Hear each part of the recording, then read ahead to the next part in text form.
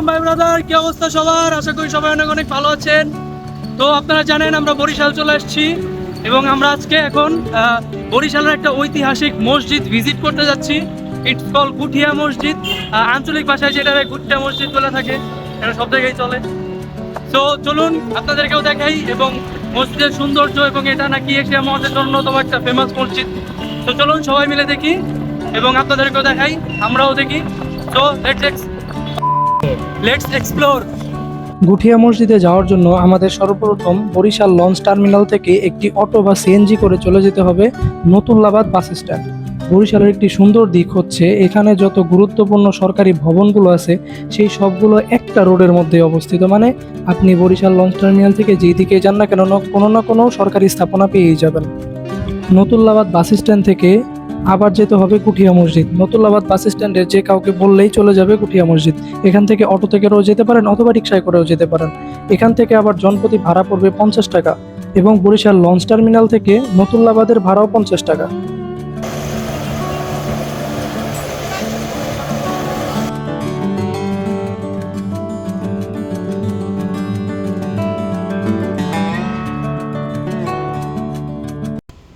আমার পিছনে যেটা আছে এটা হচ্ছে গুঠিয়া মসজিদ, যেটা 2003 সালে প্রতিষ্ঠিত করা হয়।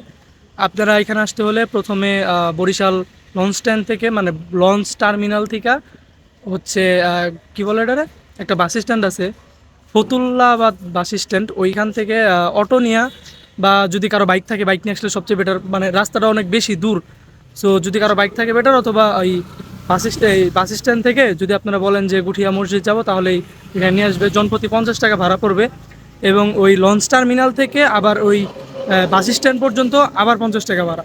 সো 100 টাকার মধ্যে আপনারা এইদিকে চলে আসতে পারবেন। এটাকে সবাই গুঠিয়া মসজিদ বললেও এটার আসল নাম হচ্ছে বাইতুল আমান জামে মসজিদ।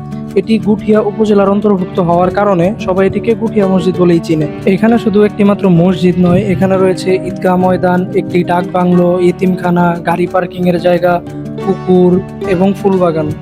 এখানে প্রায় একসাথে 15,000 মুসল্লি নামাজ আদায় করতে পারে। এই মসজিদটির মিনারের উচ্চতা প্রায় 193 ফুট এবং এই মসজিদটি নির্মাণে ব্যয় হয়েছে প্রায় 21 কোটি টাকার মতো।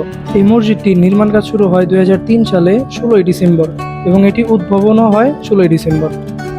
মসজিদটি প্রায় 14 একর জমির উপর প্রতিষ্ঠিত। এই মসজিদটি তত্ত্বাবধানে সর্বক্ষণ 30 জন কর্মচারী নিয়োজিত থাকে। এই মসজিদটিতে পুরুষদের পাশাপাশি নারীদের নামাজের জন্য আলাদা ব্যবস্থা রয়েছে। মসজিদটিতে হেলিকপ্টার ল্যান্ড করানোর ব্যবস্থাও রয়েছে। যারা বরিশাল বেড়াতে আসবেন অবশ্যই এই মসজিদটিতে ঘুরে যাবেন।